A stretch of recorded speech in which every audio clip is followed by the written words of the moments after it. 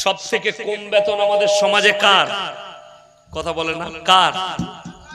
ইমাম সাহেবের। আপনাদের ইমামের বেতন কত? ইমামের কত? 10,000। তোমরাই 10 দিচ্ছ না খালাকটা নিয়ে? খালাকটা বাদে 10,000। হ্যাঁ গো,